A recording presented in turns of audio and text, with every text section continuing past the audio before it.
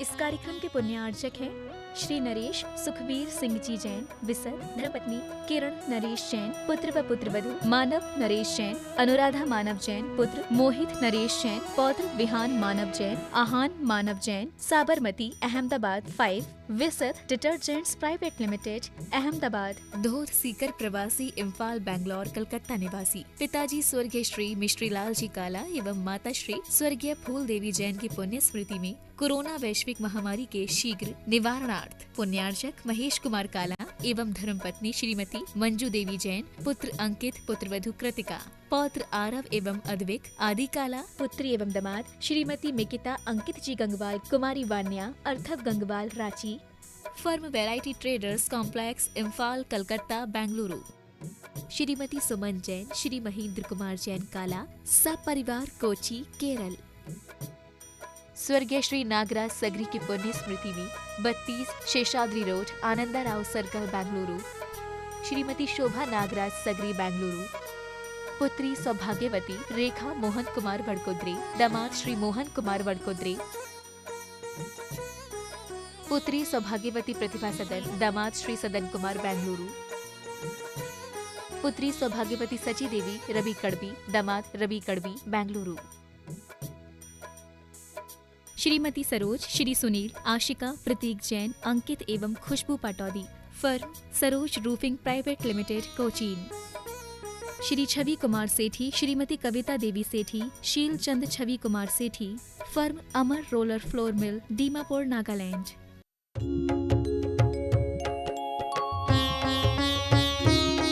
शंका समाधान। आदिदेव 1008 श्री पार्श्वनाथ भगवान की जय जय जय। बोलिए गुणायतन बोले संत प्रातः स्मरणीय समन संस्कृति उन्नायक आचार्य गुरुवर विद्यासागर जी महामुनिराज की जय जय जय। बोलिए गुणायतन प्रणेता शंका समाधान प्रवर्तक भावना योग प्रवर्तक प्रखर वक्ता परम पूज्य 108 मुनिवर श्री प्रमाण सागर जी मुनिराज की जय जय जय। बोलिए परम पूज्य 108 मुनिवर श्री अरह सागर जी मुनिराज की जय जय जय। प्रिय बंधुओं, शाश्वत सी क्षेत्र समय शिखर जी स्थित गुणायतन परिसर में आयोजित आज के शंका समाधान के कार्यक्रम से जुड़े यहाँ उपस्थित स्थानीय श्रद्धालुओं का तथा उन सभी दर्शकों श्रोताओं और श्रद्धालुओं का जो आज यहाँ से आयोजित शंका समाधान कार्यक्रम का सीधा प्रसारण घर बैठे पारस चैनल, जनवाणी चैनल एवं प्रमाणिक ऐप के माध्यम से देख सुन आनंद ले रहे हैं, उन सबों का मैं गुणायतन और श्री सेवायतन परिवार की ओर से हार्दिक हार्दिक अभिनंदन करता हूँ। मैं आपको लिए चलूं शंका समाधान की ओर। इसके पूर्व प्रतिदिन की तरह सर्वप्रथम हम लोग पूज्यदेव के चरण कमलों में त्रिवार नमोस्तु निवेदित करते हुए उनके मंगलमय आशीर्वाद से अपने को अभिषेक कर कृतार्थ करेंगे। तो हाथ जोड़िए, मस्तक झुकाइए और बोलिए मेरे साथ, नमोस्तु गुरुदेव, नमोस्तु गुरुदेव, नमोस्तु गुरुदेव। प्रिय बंधुओं, जैसा कि आप लोग को विदित ही है कि विश्व का इकलौता अनूठा आयतन गुणायतन शीघ्र ही साकार रूप लेने जा रहा है।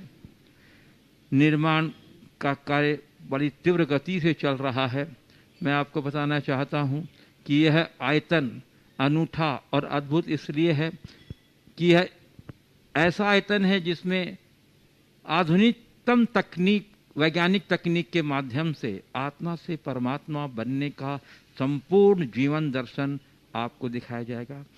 मिथ्या दृष्टि से सिद्ध अवस्था तक की जीवंत झांकियां आपको देखने को मिलेंगी। जैन दर्शन में वर्णित 14 गुण स्थानों का सजीव चित्रण देखने को मिलेगा। बोलता हुआ समवसरण और समवसरण की साक्षात प्रकृति भी आप देख सकेंगे।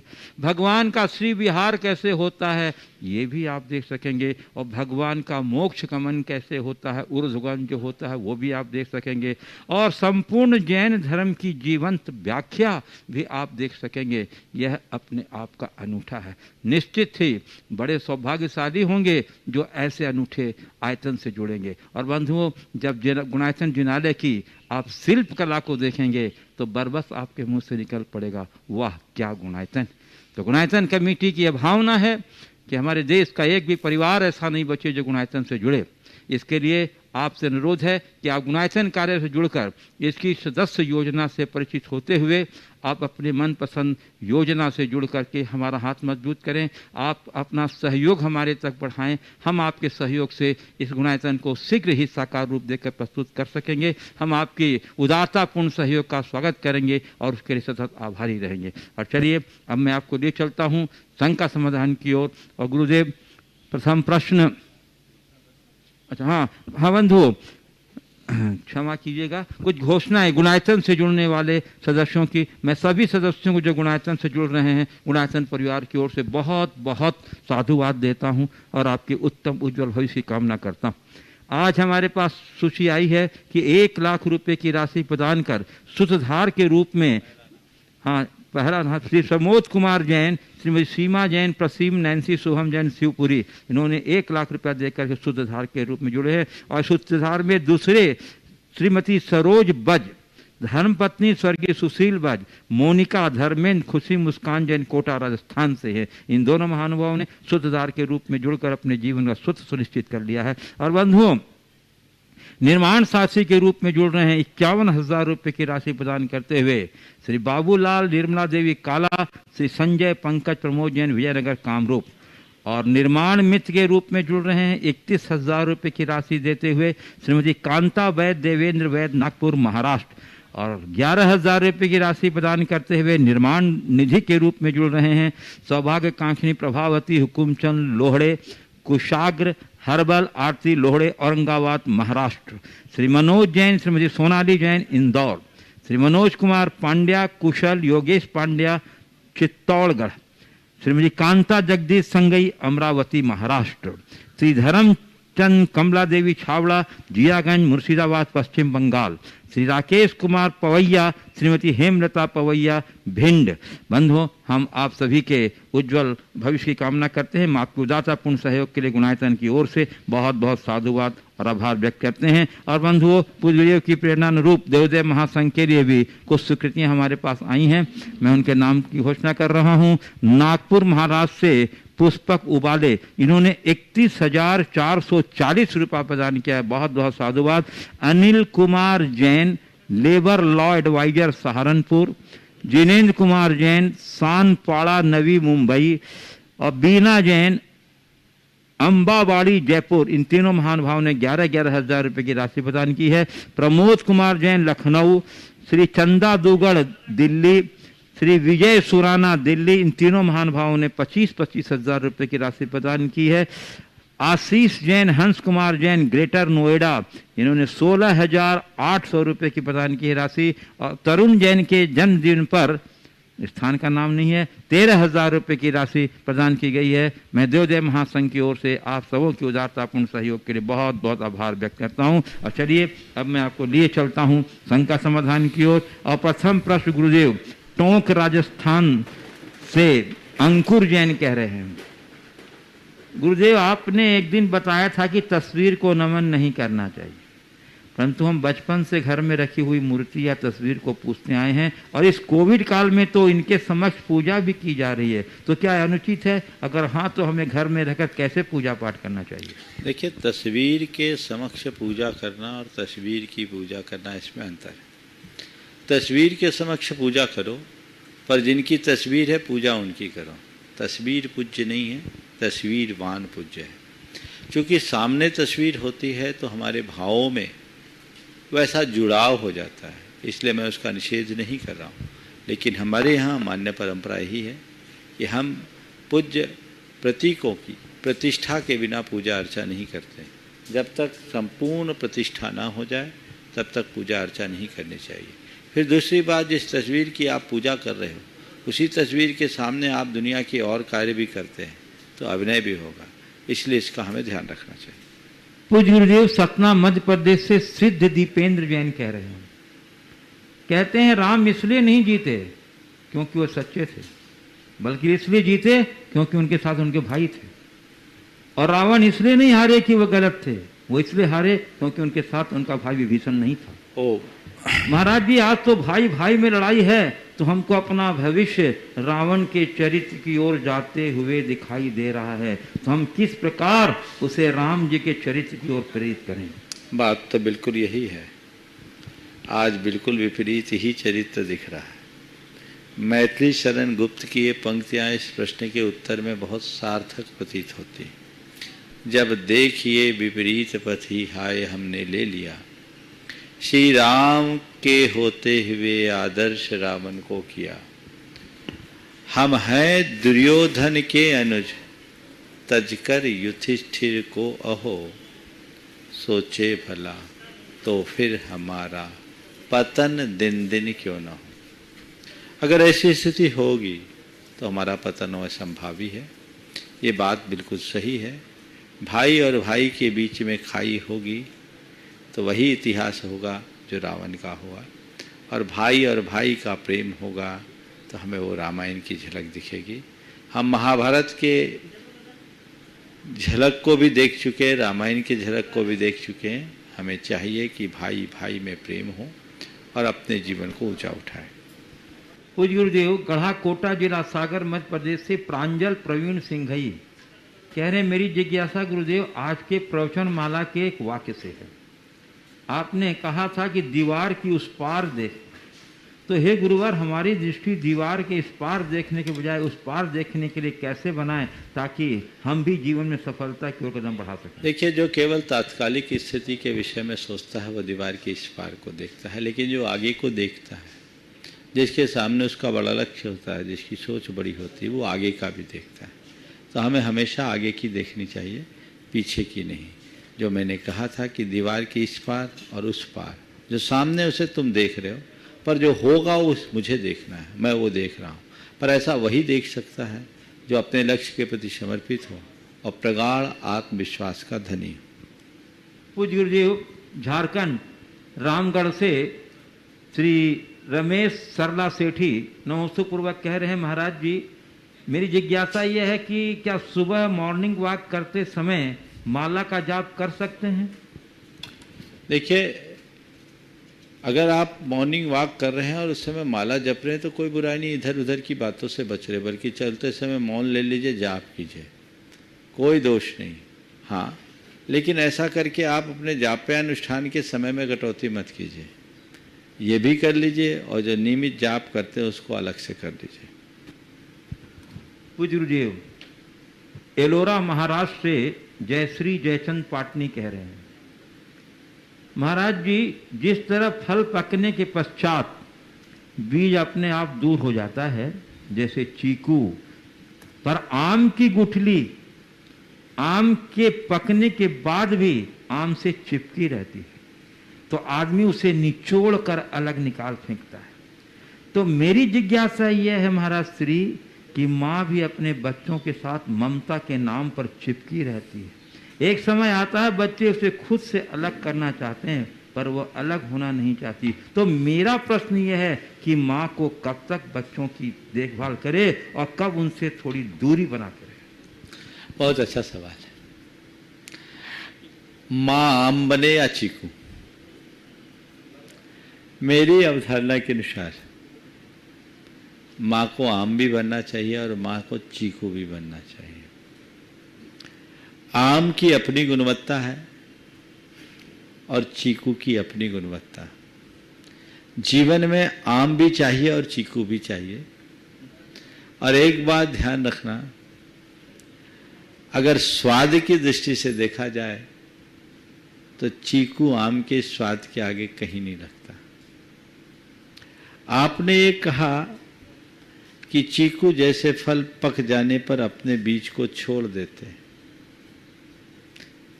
लेकिन आम की गुठली, आम अपनी गुठली से चिपका रहता है, गुठली अलग नहीं, उसे निचोड़ कर अलग लगाया जाता है। मैं आपको एक बात कहूं, आम का जीवन भी तभी तक है जब तक उसमें गुठली है। अगर गुठली को निकाल दो, तुम बचा लो, आम कितने दिन बचाओगे? इसलिए आम की गुठली अगर आम से चिपकी भी है तो आम को ये समझना चाहिए कि ये मेरी सुरक्षा का आधार है, ये मेरे प्राणाधार है, ये मेरी श्वास है। ये विश्वास आम के मन में होना चाहिए। मुझसे क्यों चिपकी, अब तो मैं पक गया, हटा दो गुठली, सड़ जाओगे, मर जाओगे, सर्वनाश हो जाएगा। इसलिए गुठली अगर अंत तक चिपकी रहे तो आम को गर्व होना चाहिए, लेकिन हां, आम को, गुठली को भी थोड़ी सी समझ रखनी चाहिए कि जब वक्त आ जाए तो निचोड़ने की जरूरत भी ना पड़े, हल्का सा पुश करे, वो उनके लिए जगह छोड़ करके चले जाए और आगे की व्यवस्था कर ले। जब तक जिम्मेदारियां हैं, जिम्मेदारियों का दृढ़ता से निर्वाह करना चाहिए, लेकिन पीछे के लोगों को हर पल उनका साथ रखने की भावना रखनी चाहिए और ये सोचना चाहिए कि आज मैं जो कुछ भी हूं इन्हीं के दम पर हूं। ये हट जाए ऐसा मन में कभी भाव ही नहीं होना चाहिए।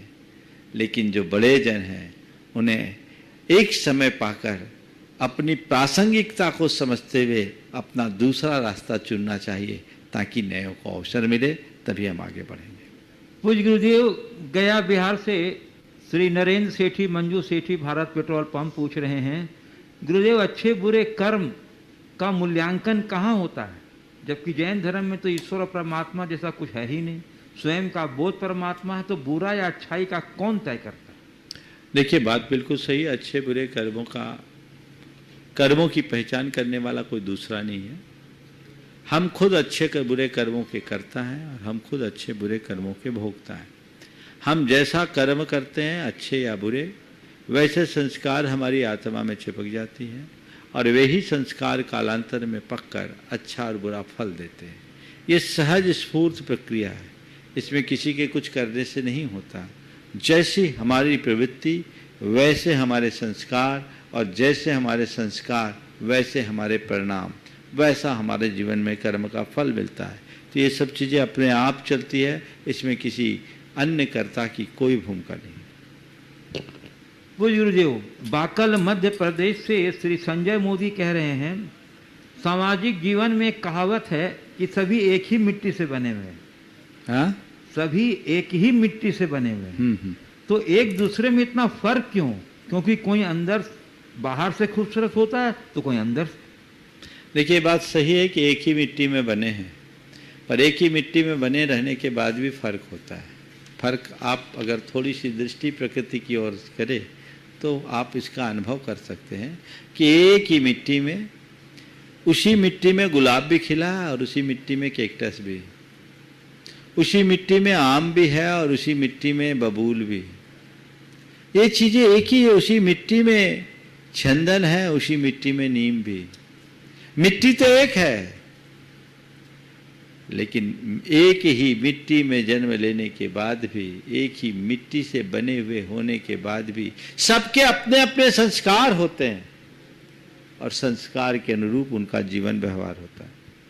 पूज्य गुरुदेव, अकोला महाराष्ट्र से गुनाइटन ट्रस्टी श्रीमती संगीता गव्हाणे कह रही, गुरुदेव हमारे सारे दुख का निवारण आपने बताया था कि आध्यात्मिक सोच से होता है, लेकिन गुरुदेव इसी सोच से क्यों दूर रहते हैं? हमारी सोच को आध्यात्मिक सोच बना पाएं, इसमें साकार क्यों नहीं होते? यह सोच साकार हो, इसके लिए हमें क्या प्रयास करना चाहिए और हम आध्यात्मिक सोच से कैसे जुड़ें कि हम भी अपने आत्मा कल्याण कर सकें? देखिए, आध्यात्मिक सोच सोचने से नहीं आती, जागने से आती। जब तक हमारी अंतस चेतना जागृत नहीं होती, हमारी सोच आध्यात्मिक नहीं हो सकती।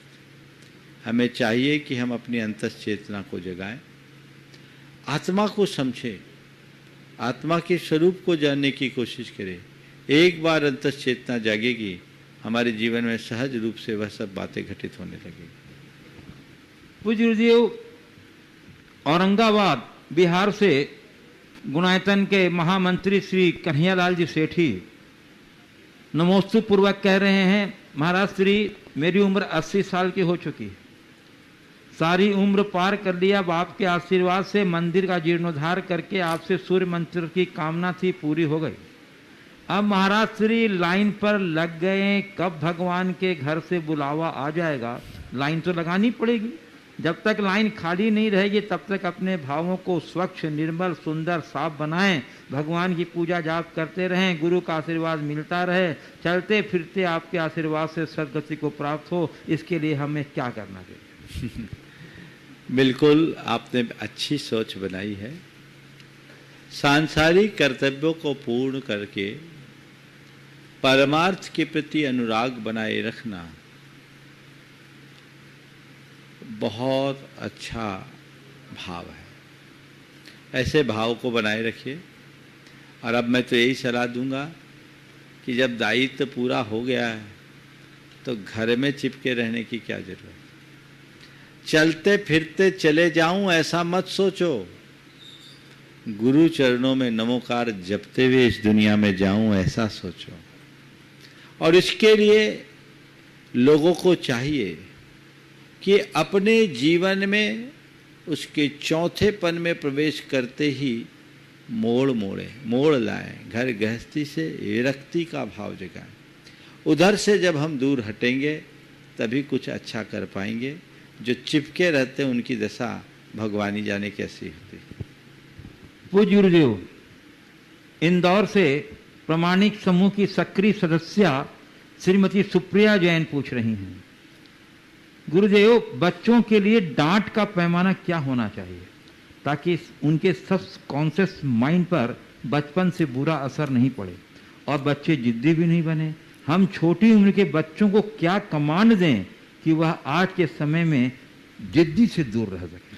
देखिए, बच्चों को डांटना, फटकारना या पीटना, मारना मेरी राय में कतई उचित नहीं है। डांट फटकार से और पीटने से, मारने से बच्चे ढीठ हो जाते हैं।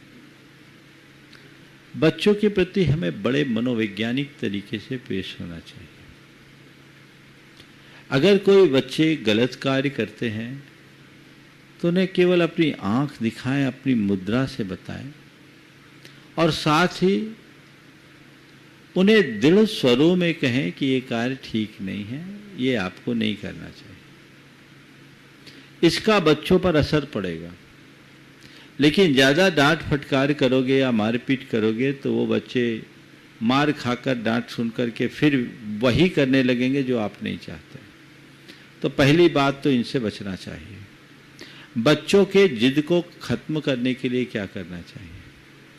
पहले तो बच्चों की भावनाओं को समझना चाहिए। यदि उनकी भावना सही है और सही कार्य के लिए कुछ कह रहे हैं तो उसकी पूर्ति कर देना चाहिए। और यदि नहीं, बच्चे गलत कर रहे, जैसे बहुत सारे बच्चे होते हैं पढ़ाई करने के लिए बहाना बनाते हैं, काम करने से जी चुराते हैं, कई चीज़ें होती हैं।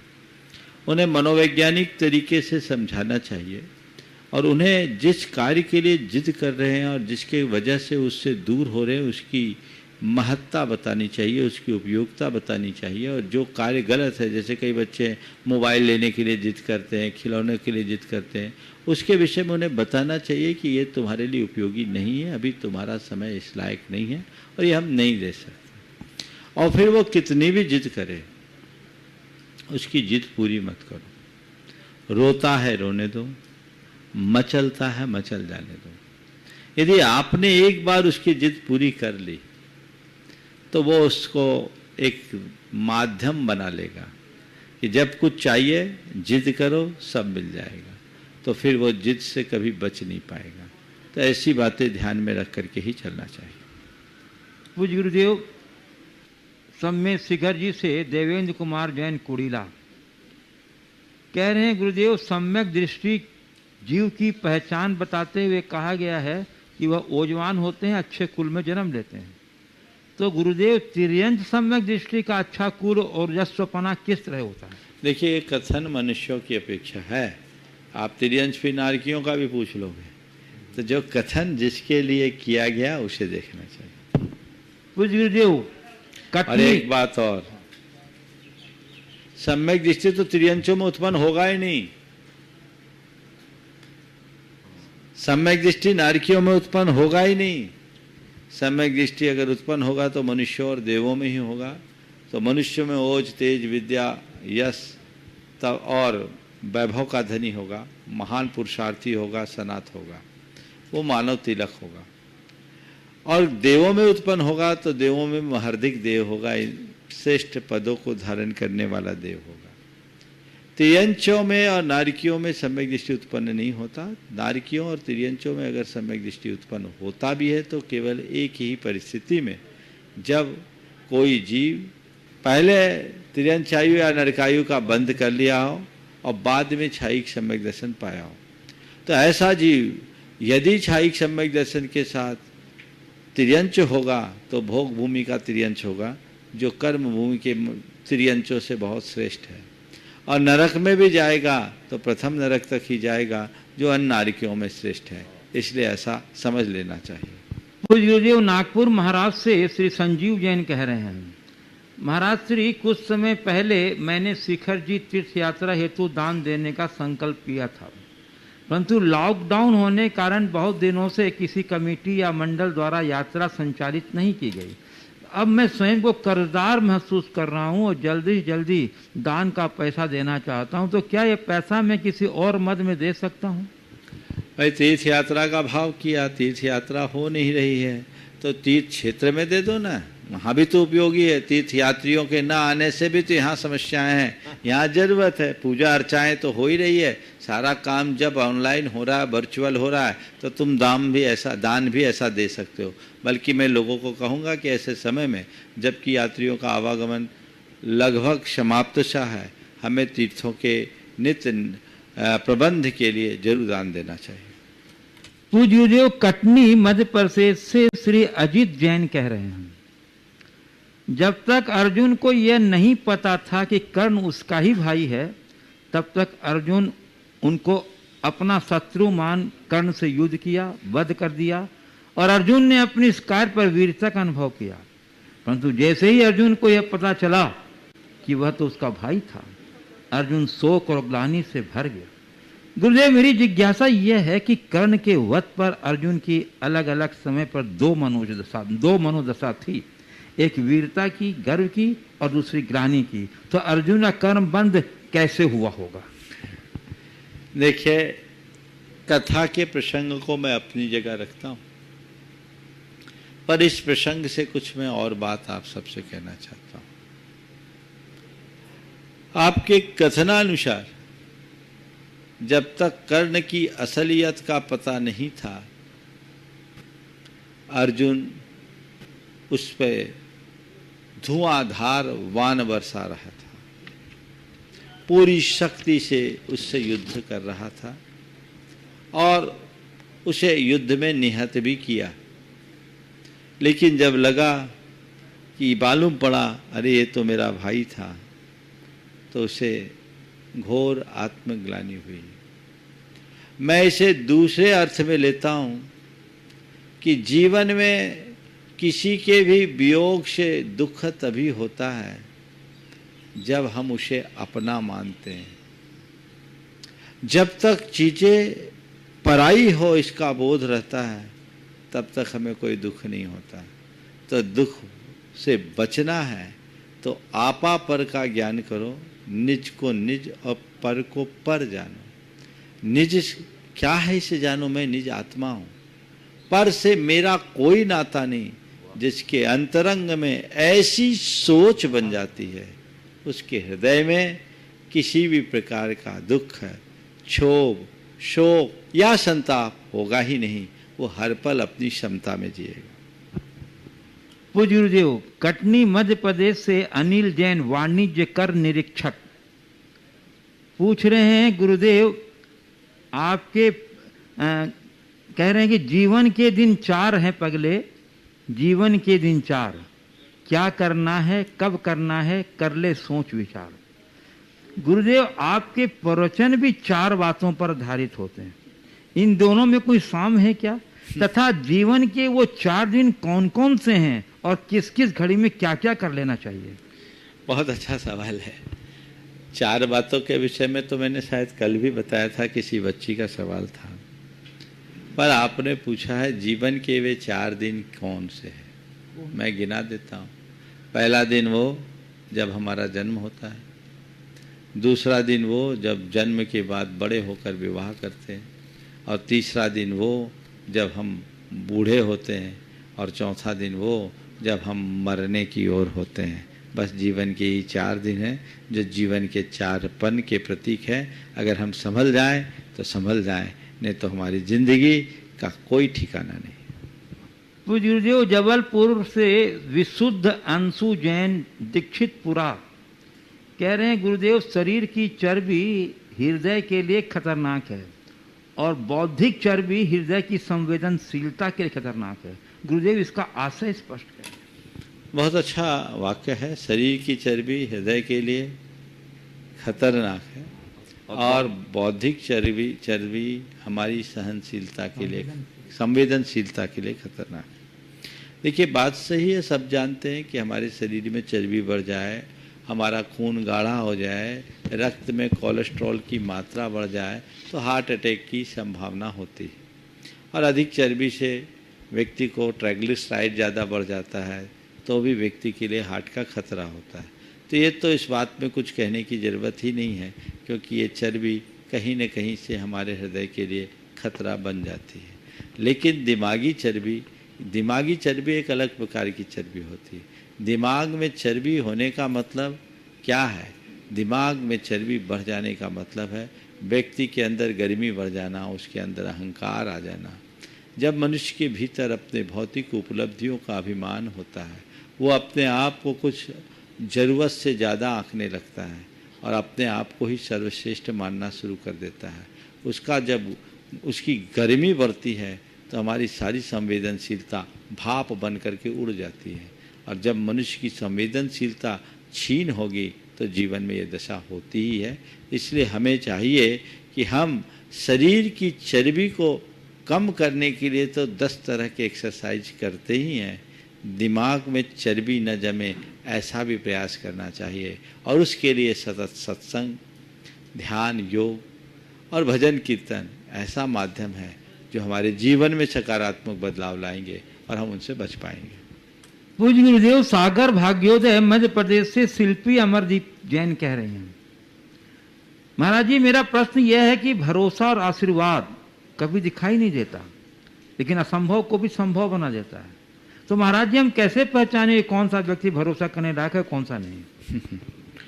बात सही है, भरोसा और आशीर्वाद दिखाई नहीं देता, पर असंभव को भी संभव बना देता। अब पहचान करने की बात है कौन सा व्यक्ति भरोसेमंद है, भरोसे के लायक है, और कौन सा भरोसे के लायक नहीं। देखिए, इसको तो ऊपर से किसी को नहीं जाना जा सकता, पर ऐसे समय में हमें नीति से काम लेना चाहिए। नीति कहती किसी भी व्यक्ति पर एकाएक भरोसा नहीं करना चाहिए। बहुत सारे लोग हैं जो लोगों की बातों में आकर तुरंत किसी पर कोई भी भरोसा कर लेते हैं, और उस भरोसा करने के बाद में वो पछताते हैं। तो कभी किसी पर एकाएक भरोसा न करें। कोई कितना भी विश्वास पात्र अपने आप को प्रदर्शित करे, हम आगे पीछे देख करके ही समझें और उसे धीरे धीरे समझते हुए अपने आप को खोलना शुरू करें। और ऐसा करेंगे तो हमें कभी किसी के विश्वासघात का शिकार नहीं होना पड़ेगा, हमारा भरोसा भी कभी टूटेगा नहीं। तो धीरे धीरे हम औरों पर भरोसा करना शुरू करेंगे तो ठीक होगा। तो एक एक करके हम क्रम से परखते जाएं, और एक समय ऐसा आए जब दिखने लगे कि ठीक है तो कोई दिक्कत नहीं। प्रायः एक आध बार धोखा खा करके ही लोग भरोसा समझते हैं। गुरुदेव, नागपुर महाराष्ट्र से श्री अनुल डांगुर कह रहे हैं, गुरुदेव, इस दृश्य जगत की निर्मिति जीव और पुद्गल कर्म के संयोग से हुई।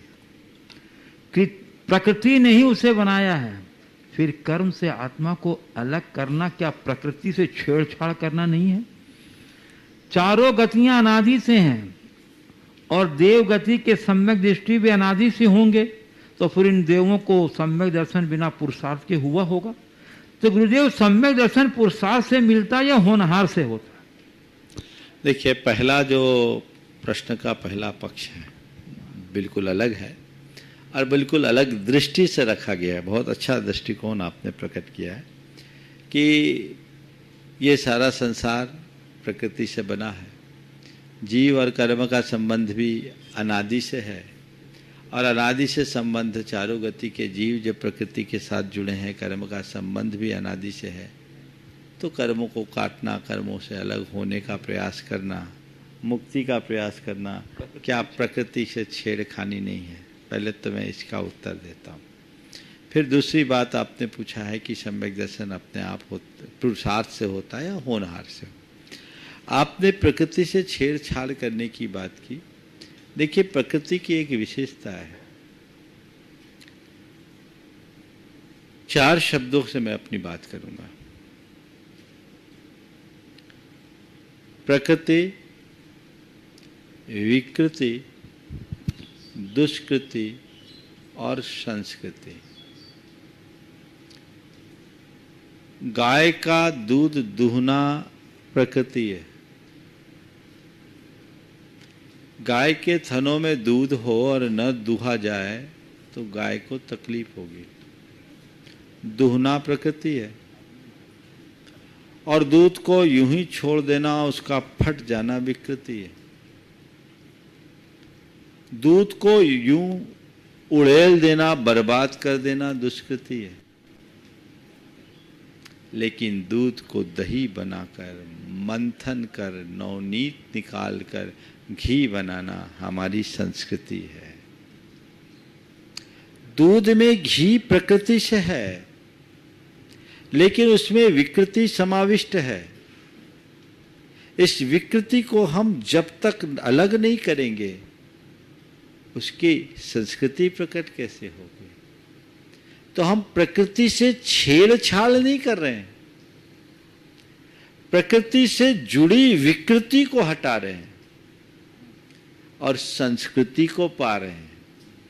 इसलिए हमें चाहिए कि हम दूध को घी बनाने की यात्रा में ले जाएं। दूध घी बने, उसकी पवित्रता हमेशा बनी रहे, ऐसा प्रयास और पुरुषार्थ हो। तो जब हम दूध को घी की ओर आगे बढ़ाएंगे तो ये चीजें होंगी। इसलिए कर्म को काटने का मार्ग, धर्म साधना का मार्ग प्रकृति से छेड़छाड़ न होकर संस्कृति का आह्वान है। संस्कृति तक जाने का रास्ता है, तो हम प्रकृति से संस्कृति की ओर बढ़े। एक बार सम्यक दर्शन जब होनहार होती है तब होता है, या पुरुषार्थ द्वारा होता है? मैं तो आपसे इतना कहता हूं, चाहे पुरुषार्थ से हो या होनहार से हो जाए। समझ गए? मेरी होनहार क्या ये मुझे पता नहीं, पर मुझे क्या करना है इसका मुझे पता होना चाहिए। होनहार के भरोसे अगर मैं बैठा रहूं तो जीवन में कुछ भी हासिल नहीं होगा, पर मैं अपने ध्येय को सामने रखकर प्रयत्नशील रहूं तो वह सब कुछ हासिल कर सकता हूं जिसका मैं हकदार हूं। तो मनुष्य के लिए हमारे भगवंतों का उपदेश है कि तुम्हारे लिए जो करनी है वो तू कर, होनहार के भरोसे मत बैठ। बैठेगा तो बैठा ही रह जाएगा। आचार्य कुंद कहते हैं कि परिवज्जदु सामन्नम यदि इच्छति दुख परिमुखम। संपज्जति निब्बानम जीवम नानयन दंसन पहानादो। जीवन संपज्जति निब्बानम चरितेन नान दंसन पहानादो परिवज्जदु सामन्नम यदि इच्छति दुख परिमुखम। कि दर्शन ज्ञान चारित्र, दर्शन ज्ञान से प्रधान चारित्र के द्वारा जीव को निर्वाण की प्राप्ति होती, शास्त्र की गाथा है। अगर तुम दुखों से मुक्ति पाना चाहते हो तो संपज्जदु चारित्रम, चारित्र को अंगीकार करो, धर्म को अंगीकार करो। यदि इच्छति दुख परिमुखम। ये क्यों कह रहे हैं आचार्य? क्यों कह रहे हैं आप? ये क्यों कह रहे हैं? वो कह देते हैं सब बातें छोड़ो, ग्रहण करने की बात तेरे हाथ में कहां है, जब होगा तब होगा। ऐसा तो उन्होंने नहीं कहा ना। इसलिए इन सूक्ष्म बातों में मत पड़ो कि होनहार से सम्यक दर्शन होगा या मेरे पुरुषार्थ से होगा। जैसे हो जाए इसमें दिमाग लगाओ, बाकी शास्त्रीय विवेचना में कोई अर्थ नहीं है। दोनों प्रकार का कथन आगम में मिलता है। कई जगह काल लब्धि होने पर सम्यक दर्शन की बात की गई और आचार्य वीरसेन महाराज ने अनेक स्थानों पर लिखा, एगो अनादि मिच्छा इठियो अनंत संसारियो सम्मत परिणामेन अनंत संसारम बोलाव्यूनाद पुग्गल परियठ में तकदो। एक अनादि संसारी अनंत संसारी मिथ्या दृष्टि रत्नत्रय के सम्यक्त के परिणाम के प्रधानता से अनंत संसार को छेद कर अर्थ पुद्गल परावर्तन मात्र कर दिया, ऐसा भी उल्लेख मिलता है। उल्लेख दोनों तरह का ही हमारे आचार्यों की विवक्षाएं हैं। हमें उन चक्करों में न पड़ करके जैसा उसे सहज भाव से देखना चाहिए और अपना काम कर लेना चाहिए। पूज्य गुरुदेव, टीकमगढ़ भोपाल से निर्मल कुमार सादी जैन कह रहे हैं, महाराज श्री, क्या सदैव दुख के पश्चात सुख प्राप्त होता है? और क्या पिछले किए हुए कर्मों से जो दुख प्राप्त होता है उसे वर्तमान में हम कर्म के प्रभाव से कम कर सकते हैं या मिटा सकते हैं? देखिए, दुख के बाद तो सुख होता ही है, इसमें कोई संशय नहीं। हमेशा रात तो नहीं होती, प्रभात होगा। हाँ, ये हो सकता है किसी की दुख की कथा लंबी हो, लेकिन आज नहीं कल सुख होगा, सुख होगा। ये चतुर्गति भ्रमण में भी ये जीव ने ऐसा ही किया है। इसलिए हमेशा आशावादी होना चाहिए। अतीत जन्मों के कर्मों को, अतीत जन्मों के दुखों को, क्या दुख बोला है कर्म बोला है? हाँ, अतीत के किए हुए दुख को हम वर्तमान में कम कर सकते हैं। बहुत कुछ कर सकते हैं। अतीत में किए गए पापों का क्षय हम अपने वर्तमान पुरुषार्थ से करते हैं और उसके बल पर हम अपने दुखों को बहुत अंशों में कम कर सकते हैं। कर्म काटा जा सकता है। अज्ञान पूर्वक किए गए पाप को ज्ञान से दूर किया जा सकता है। इसलिए हमेशा हमें ज्ञान का आश्रय लेना चाहिए। उपस्थित हुए अब गुरुदेव, मैं यहाँ कुछ उपस्थित जिज्ञासुओं को आमंत्रित करना चाहता हूँ आपकी अनुमति से। प्रथम प्रश्न के लिए मैं आमंत्रित कर रहा हूँ श्रीमती पूनम जैन गुणायतन शिखर जी से। और जब तक वो आ रही हैं गुरुदेव, एक प्रश्न है सिंघाना मध्य प्रदेश से अभिषेक गंगवाल का। गुरुदेव कहते हैं कि पूरी तरह दोषी कोई नहीं होता, परंतु क्षण भर की हमारी कमजोरी, हमारी गलती हमें जीवन भर का दोषी बना देती है। ऐसा क्यों? बात बिल्कुल सही है। पूरी तरह कोई दोषी नहीं होता, लेकिन क्षण भर की कमजोरी या दोष हमें जीवन भर के लिए दोषी बना देता। व्यक्ति जब कोई पहाड़ चढ़ता हो, हर कदम संभल संभल कर चलता है, लेकिन शिखर पर चढ़ने के बाद एक कदम भी फिसल जाए तो धड़ाम से नीचे आ जाता है। यही स्थिति मनुष्य की है। वो जीवन भर आगे चलता है, अच्छा से अच्छा करते हुए चलता है, लेकिन जब उससे कोई ऐसी गलती हो जाती है तो उसे एकदम धरातल पर ले आती है। इसलिए कोशिश करना चाहिए व्यक्ति कभी कोई बड़ी गलती ना करे। श्रीमती पूनम जैन गुणायतन शिखर जी, उस बात तैयार रहेंगी। श्रीमती लता जैन गंगवाल, गया बिहार, गुणायतन मंत्री। नमोस्तु महाराज श्री। महाराज श्री, जाप देने का सही तरीका क्या है? क्योंकि कोई तो माला को दोनों हाथ में पकड़कर जाप देता है और कोई एक हाथ में पकड़कर दाने को आगे की तरफ सरकाता है महाराज श्री, कोई पीछे की ओर। और क्या हाथ पर जाप देने पर भी जाप उतनी ही प्रभावशाली है? बहुत अच्छा सवाल किया आपने। सोने रत्न या जाप सब लोग करते हैं, अभी इन दिनों तो ज्यादा ही जाप कर रहे हैं। जाप के 3 रूप है, माला जाप, अंगुली जाप और मानस जाप।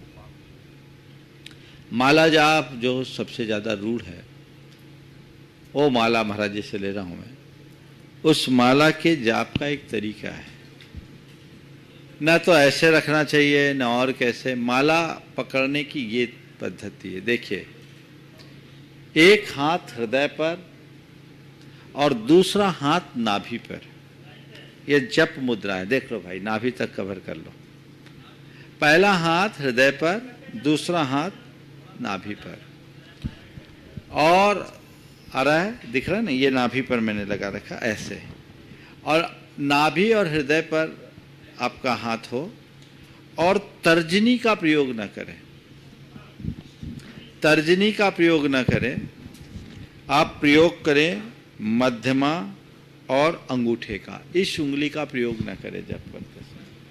और जप के विषय में बताया गया, हम यहाँ मेरु, ये कहलाती है मेरु, जिसमें हम सम्यक दर्शन, सम्यक ज्ञान और सम्यक चारित्र का स्मरण करते हैं। ओम सम्यक दर्शनाय नमः, ओम सम्यक ज्ञानाय नमः, ओम सम्यक चारित्राय नमः। अब इसके उपरांत हमने यहाँ से जप शुरू किया। इस उंगली को यथासंभव अवॉइड कीजिए। और आपने ये जाप करना शुरू किया तो भौतिक आकांक्षा से जाप करना है, धन लाभ आदि के लिए, तो इसको भीतर करो, समझ गए?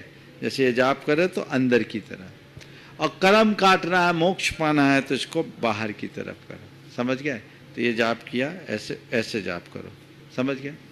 और जाप पूरी करने के बाद कभी मेरी को क्रॉस ना करो। आपने यहाँ से जाप किया, यहाँ आके पूरी हुई तो दूसरी जाप यहाँ से शुरू मत करो, उसको ऐसे पलटो फिर जाप करो। ये माला जाप की विधि है, समझ गए?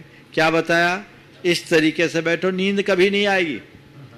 माला दूसरी तरफ करोगे तो फिर मन नहीं लगेगा, और फिर मन भी नहीं लगेगा, नींद भी आएगी। ये जाप करे, इस उंगली का प्रयोग ना करें। सावधानी रखें कि मेरी उंगली कहीं से, माला कहीं से छूटे नहीं। तो ये है, तो जैसे ये आपने को जाप करना है, ये बाहर की तरफ कर्म काटना है, बाहर की तरफ, और अगर कोई और लाभ की इच्छा, अंदर की तरफ। ये जाप माला जाप है। दूसरी जाप है अंगुली जाप। अंगुली जाप करते हैं तो हम लोग ओम बनाते हैं। ओम मध्य में, आप हमारी उंगलियों के इन 3 उंगलियों का प्रयोग करते हैं। कुछ लोग इस उंगली का प्रयोग नहीं करते, पर ये 3 उंगलियों का प्रयोग किया जाता है। इस 3 उंगली के प्रत्येक उंगली में 3-3 पोर है। मध्यमा के बीच वाले पोर से हमने शुरू किया 1, फिर उसके टॉप पर 2, फिर तर्जनी के टॉप पर 3, तर्जनी के मध्य में 4, तर्जनी के मूल में 5, मध्यमा के मूल में 6, फिर अनामिका के मूल में 7, बीच में 8 और टॉप पर 9। ये 9, ये देख लीजिए ओम जैसा बन जाता है। ये ओम बना इस तरह से 9, कहाँ? मध्यमा के बीच से 1, उसके टॉप पर 2, तर्जनी के टॉप पर 3, फिर मध्य में 4, मूल में 5, मध्यमा के मूल में 6 और अनामिका के मूल में 7, मध्य में 8, टॉप पर 9। ये कहलाता है ओम। इस तरह से इसे ओम बना लीजिए और दूसरी तरफ से 12 आप गिनती कर लीजिए, तो 12 और 9 108 आपकी जाप हो जाएगी।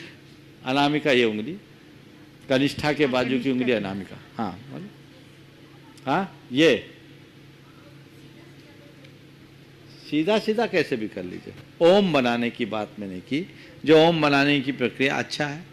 और ये देख लीजिए 1 2 3 4 5 6 7 8 9, ये पूरा ओम बन गया, समझ गया?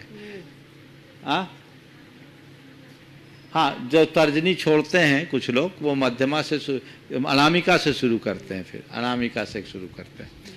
एक तो ये जाप की विधि। अब मानस जाप में स्थित चित्त हो जाइए और अपनी कल्पना से अपने उंगलियों में, इन पोरों में मोती की कल्पना करें और एक एक मोती को गिनते जाएं।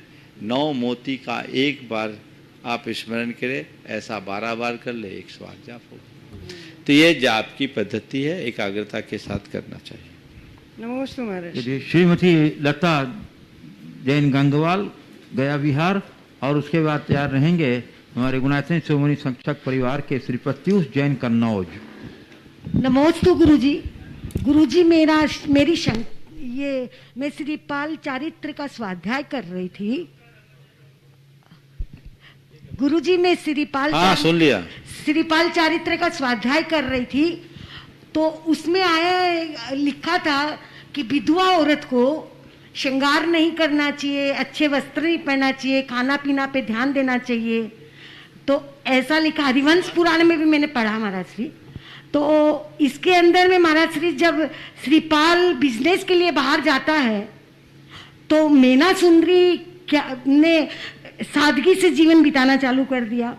न श्रृंगार किया, न बिंदी लगाई, सफ़ेद वस्त्र पहन लिया, खाना भोजन कम कर दिया और घर में भी एकदम सादगी से रहने लग गई। तो महाराज श्री नैना सुंदरी तो विधवा नहीं थी, फिर उसने ऐसा क्यों किया? कोई जरूरी नहीं कि जो विधवा हो वही तपस्या करे, सधवा भी तपस्या करे ताकि अपने पति को सुरक्षित रख सके, वो उसकी तपस्या थी, इसमें ऐसा कुछ नहीं। चलिए श्री प्रत्युष जैन। एक छोटा सा क्वेश्चन, एक और नहीं छोटा सा एकदम, बोलो जल्दी से। महाराज श्री मैं कभी कभी कंफ्यूज हो जाती हूँ कि आत्मा क्या है और प्राण क्या है और टेम्परेचर क्या है। महाराज श्री इसमें मैं एकदम कंफ्यूज हो जाती हूँ। जब कुछ भी पढ़ती हूँ तो मेरे को लगता है कि आत्मा तो चेतन है, वो तो निकल के बाहर चली जाती है, लेकिन प्राण क्या है? प्राण जैसे ऐसे बोल देते हैं कि आदमी तो चला गया, प्राण नहीं निकला है, अभी प्राण निकल गया। ऐसे में थोड़ा सा मेरे को ऐसा है, समझो, प्राण वह शक्ति है, हमारी जीवनी शक्ति, जिसके आधार पर हम जीते हैं, जिसके होने पर हम जीते हैं और जिसके वियोग में हमारा मरण होता है, वो कहलाता है प्राण। तो प्राण एक शक्ति है जो हर जीव के साथ जुड़ी हुई है। आपने पूछा है आत्मा से क्या संबंध है? आत्मा प्राणी है, जिसके साथ प्राण हो आत्मा। संसारी प्राणी, संसारी आत्मा प्राण सहित ही होते हैं। तो जब किसी की मृत्यु होती है तो प्राण निकलते हैं, तो बिना आत्मा के नहीं निकलते, आत्मा के ही प्राण है, समझ गए? वो प्राण पौद्गलिक संबंधों के साथ जुड़े हुए हैं। जब तक संसार में है तब तक वो पौद्गलिक संबंधों के साथ जुड़े हुए हैं। जब मुक्ति होती तो केवल चैतन्य स्वरूप प्राण होता है। तो आत्मा सब प्राण है, इसलिए जब प्राण निकलते हैं तो समझ लीजिए चेतना भी चले गई। और जो हमारे शरीर का टेम्परेचर है वह हमारे प्राणों के रहने तक ही रहता है। हमारे प्राणों के साथ एक शरीर है, तेजस शरीर, जो हमारे शरीर में टेम्परेचर मेंटेन करता है, और वो शरीर प्राणों के निकलते ही समाप्त हो जाता है। उस शरीर प्राण के साथ चला जाता है तो हमारा टेम्परेचर भी समाप्त हो जाता है, शरीर ठंडा पड़ जाता है। पदार्थ नहीं है इसका मतलब प्राण आत्मा का ही एक अंग है। आत्मा संसारी प्राणी प्राणवान है, जो पौद्गलिक भी है और चैतन्य रूप भी है। ठीक है, नमोस्तु गुरु। श्री प्रत्युष जैन कन्नौज, उसके बाद तैयार रहेंगे श्री विक्रम जैन इंदौर। नमोस्तु नमोस्तु नमोस्तु गुरुदेव। गुरुदेव, मेरा प्रश्न है कि जो तिर्यंच आयु और तिर्यंच गति है, दोनों एक साथ ही बंद होते हैं, लेकिन तिर्यंच आयु को शुभ कर्म के प्रकृतियों में रखा गया है और तिर्यंच गति को बुरा माना गया है। तो ऐसा क्यों महाराज? देखो, तिर्यंच गति को बुरा और तिर्यंच आयु को शुभ माना है, इसलिए माना, कोई भी तिर्यंच मरना नहीं चाहता और कोई भी तिर्यंच बनना नहीं चाहता। तिर्यंच गति में कोई जाना नहीं चाहता, वो अशुभ है। पर तिर्यंच एक कीड़ा भी वो मरना नहीं चाहता, इसलिए शुभ है। पर नरक में न कोई जाना चाहता है न कोई जीना चाहता है, इसलिए अशुभ। नमोस्तु। श्री विक्रम जैन इंदौर, उसके बाद तैयार रहेंगे गुणायतन के CEO एंड संयुक्त महामंत्री सुभाष जी जैन, गुणायतन शिखर जी। महाराज जी नमोस्तु नमोस्तु नमोस्तु। कहते हैं मुनि महाराज जब दीक्षा लेते हैं तभी से संलेखना प्रारंभ कर लेते हैं। तो 12 साल की एक संलेखना होती है जो अपने आचार्य से मुनि महाराज लेते हैं, उसका क्या महत्व है? और देखिए, हमारे गुरुदेव कहते हैं 12 वर्ष की संलेखना नहीं लेनी चाहिए, और भगवती आराधना में भी इसका निषेध किया है। भगवती आराधना में इस विषय का स्पष्ट उल्लेख करते हुए कहा कि 12 साल की संलेखना तभी लेनी चाहिए जब निकट में कोई निर्यापक की संभावना ना हो, अन्यथा घोर असंयम का दोष लगता है। श्री सुभाष जी जैन CEO एंड संयुक्त महामंत्री, और उसके बाद तैयार रहेंगी बाल ब्रह्मचारी बहन अनिता दीदी कटनी। परम श्रद्धेय मुनिद्वय के चरणों में शत नमन। गुरुदेव, नमोकार महामंत्र में हम साधु के 3 रूप, आचार्य, उपाध्याय और साधु को का नमन करते हैं। इसमें ऋषि कहीं नहीं आते हैं, लेकिन ऋषियों की अलग से पूजा होती है। सप्त ऋषि का खास तौर से बहुत हमारे यहाँ महत्व है, और महाअर्घ में भी हम नित्य प्रति सप्त ऋषि को अर्घ चढ़ाते हैं अलग से। साधु भी ऋषि है, ऋषि भी साधु है। जो ऋषि है वो साधु है। जब हम साधु की पूजा करते हैं तो ऋषि आ जाते हैं, लेकिन हम लोग हैं बहुत होशियार, हम अच्छे में और अच्छा छांट लेते हैं। तो साधुओं में हम सर्वश्रेष्ठ साधुओं को छांटे तो ऋषियों को छांट लें। ऋषि कौन है? जो रिद्धिधारी साधु हैं, तो उनकी पूजा करते हैं और लोगों को रिद्धि सिद्धि से लगाव ज़्यादा है, इसलिए सप्त ऋषियों की तरफ ज़्यादा जाते हैं। बाल ब्रह्मचारी बहन इनका दीदी कटनी से तैयार रहेंगे श्री राजकुमार जी जैन काला हजारीबाग। आप कुछ बोल रहे सुभाष जी, 1 मिनट बोल दीजिए। हाँ। नमस्ते सभी दर्शकों को सादर जय जिनेन्द्र। परम पूज्य गुरुदेव के आशीर्वाद और आप सबके सहयोग से गुणायतन का निर्माण कार्य द्रुत गति से चल रहा है, जिसमें मुख्य रूप से 2 मंदिरों का निर्माण, थीम पार्क का निर्माण और अन्य भवनों का निर्माण किया जा रहा है। यह सब आपके सहयोग और संबल से ही संभव है। नित्य प्रति हमारे कई नए सदस्य बनते हैं, उन सभी का गुणायतन समिति की ओर से हम स्वागत करते हैं। हमारे जो पुराने सदस्य हैं उन सब से भी हम विनती करेंगे कि आपका संबल हमको इस जंक्शन पर इस टाइम पर बहुत ज़रूरत है, क्योंकि हमारा निर्माण कार्य अब निर्बाध गति से आगे बढ़ाना आवश्यक है। तो आप सबकी जो संकल्पित राशि है, हम सबसे निवेदन करते हैं कि कृपया जल्दी से जल्दी भिजवाने की व्यवस्था करें। कई सारे ऐसे भी प्रकरण हैं जिसमें कि पैसा आ जाता है लेकिन सस्पेंस अकाउंट में पड़ा रहता है। तो निवेदन है जो भी पैसा हमारे बैंक अकाउंट में जमा करे, कृपया हमको सूचित अवश्य कर दें, जिसमें अपना नाम, पता, मोबाइल नंबर और पैसे का मद और पैसे की राशि वो हमको निर्गत कर दें, या तो व्हाट्सएप के माध्यम से या ईमेल के माध्यम से।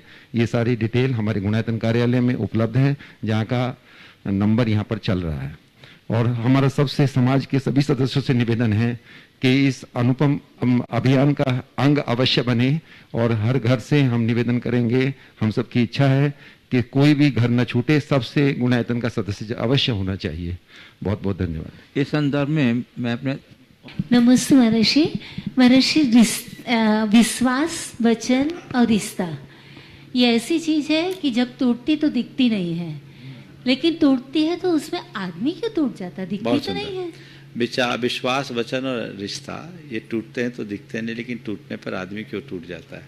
बस यही, चूंकि अटूट का बंधन है। कुछ बंधन ऐसा है जो दिखता नहीं है, लेकिन टूटने के बाद उसका असर दिखता है। हम थोड़ा सा अपने को देखें, हमारी श्वासें आती जाती है वो हमें दिखती नहीं है, लेकिन श्वास उखड़ती है, ज़िंदगी उखड़ जाती है। तो कुछ चीज़ें ऐसी है जो अदृश्य है, लेकिन अदृश्य होने के बाद भी बहुत शक्तिमान है। हमें इनकी शक्ति को समझना चाहिए, इनका एहसास करना चाहिए। एक फूल है, फूल की सुगंध दिखती नहीं है, लेकिन उसकी सुगंध को हटा दो तो फूल में कुछ बचता नहीं। तो ये हमारे जीवन की सुगंध है, हमारे जीवन के सद्गुण है, हमें इन्हें बचा करके चलना चाहिए। वस्तुतः जो जीवन का अंतरंग तत्व है वो प्राण तत्व की भांति होता है। जैसे हमारे प्राण हैं तब तक हम जी रहे हैं, प्राण निकल जाए तो हमारा जीना मुश्किल है। मनुष्य का जीवन व्यवहार भी विश्वास, वचन और रिश्तों के साथ जुड़ता है। उन्हें अपने जीवन का अंतरंग तत्व मानकर प्राणों की तरह अपनाना चाहिए, तभी हम अपने जीवन को सफल बना सकेंगे। समय आप सबका हो गया यहीं पर विराम। बोलिए परम पूज्य आचार्य गुरु श्री विद्यासागर जी महाराज। महर्षि को एक बोलिए परम पूज्य 100 प्रमाण सत महाराज की जय।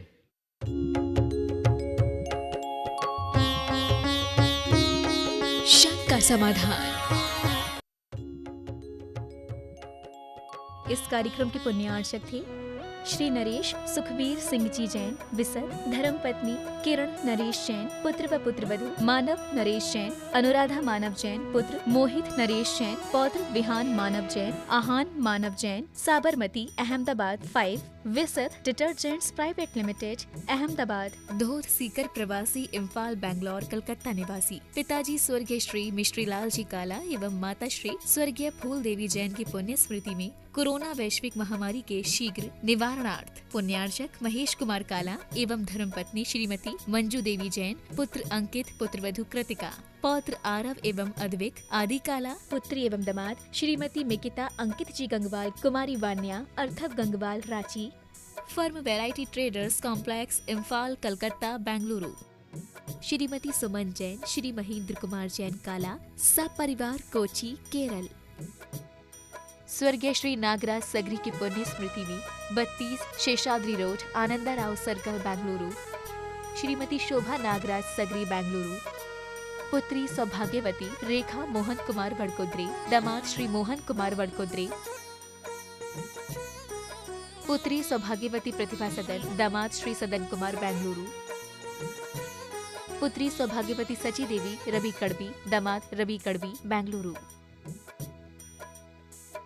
श्रीमती सरोज, श्री सुनील, आशिका, प्रतीक जैन, अंकित एवं Khushboo Pataudi, firm Saroj roofing private limited, Cochin. Shri Chhavi Kumar Sethi, Shrimati Kavita Devi Sethi, Sheel Chand Chhavi Kumar Sethi, firm Amar roller flour mill, Dimapur, Nagaland.